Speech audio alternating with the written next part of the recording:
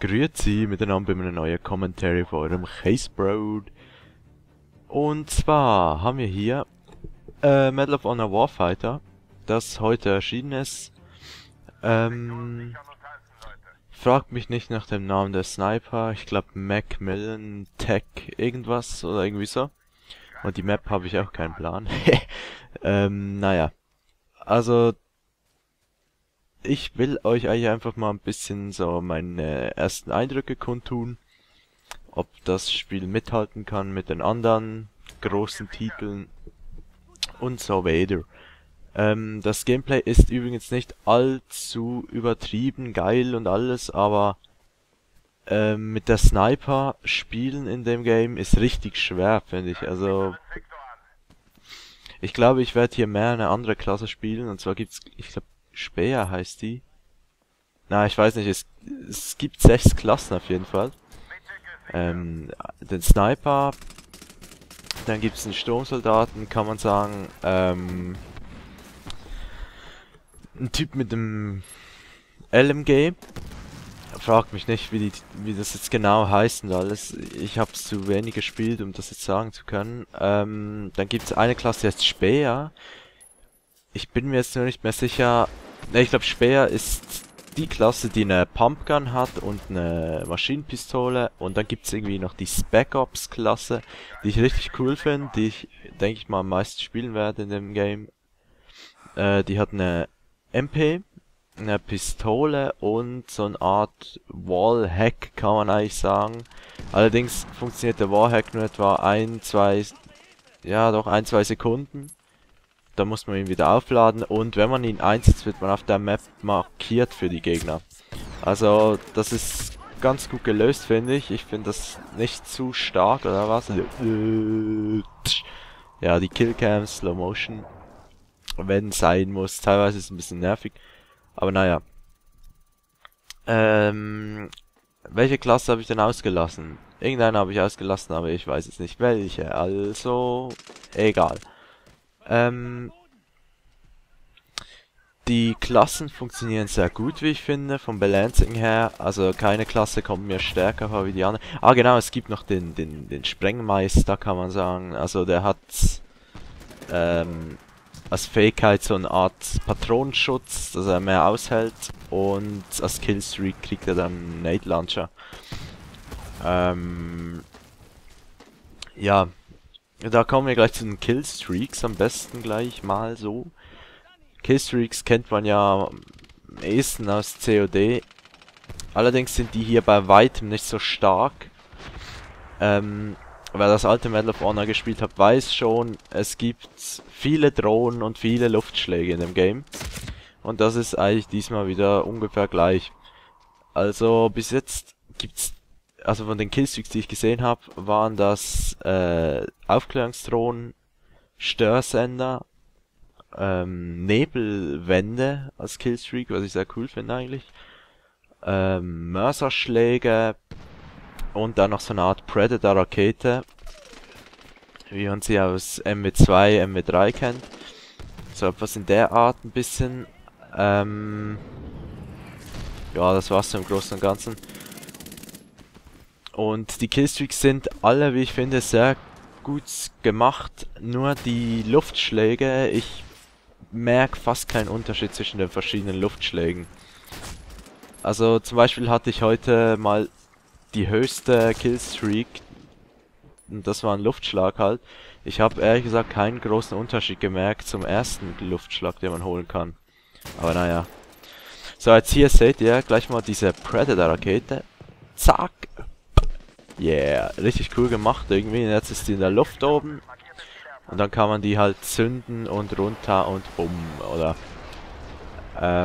Sehr starkes Teil.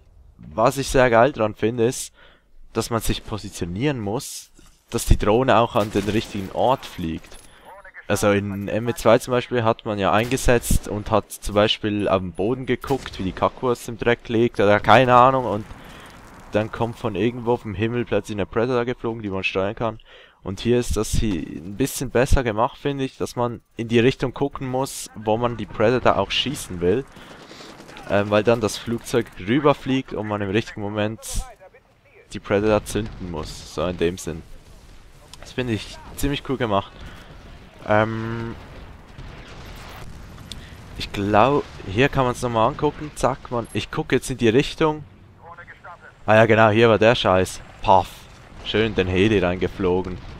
Blöd. Naja. Der Scheiß daran ist, man kann es nicht im Haus zünden. Auf eine Art ist das aber auch gut, weil man kann es halt nicht im Haus zünden. Ne? Man kann sich nicht vercampen und einfach die Predator zünden. Keine Ahnung, wie das jetzt hier heißt. Ich nenne das jetzt einfach mal Predator, damit ihr wisst, was ich meine. Sondern man muss halt draußen sein, wo man theoretisch, währenddem man in dieser Drohne drin ist, von überall her beschossen werden kann. Das macht die Killstreak einiges schwächer wie in MW2. Also ist jetzt mal meine Meinung am Anfang des Spiels, das kann sich noch ändern in den nächsten Tagen, ne? Aber, also ich finde es ziemlich gut balanced von den Killstreaks her. Die sind nicht zu stark, aber sie sind ziemlich nützlich. Man kann sich auch Vorräte als Killstreak holen und so. Also, sehr cool gemacht. Die Grafik kann man auch nicht groß meckern. Also es gibt ein paar Szenen, wo man sich ein bisschen denkt, ne? Sieht ein bisschen hässlich aus. Die Vegetation, finde ich zum Beispiel, sieht nicht allzu schön aus, aber naja, also den Rest kann man sich nicht beklagen. Die Lichteffekte sind schön, also von der Grafik her wirklich super. Ich finde es von der Grafik her nicht besser wie Battlefield 3, aber mir gefällt der Stil besser wie Battlefield 3. Also die Waffen sehen einfach nur genial aus, wie ich finde. Zum Beispiel die Sniper. Ich habe noch keine Sniper gehabt, die ich scheiße fand vom Aussehen her. Und guckt sie euch an.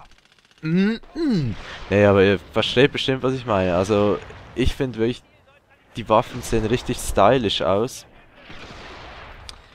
Und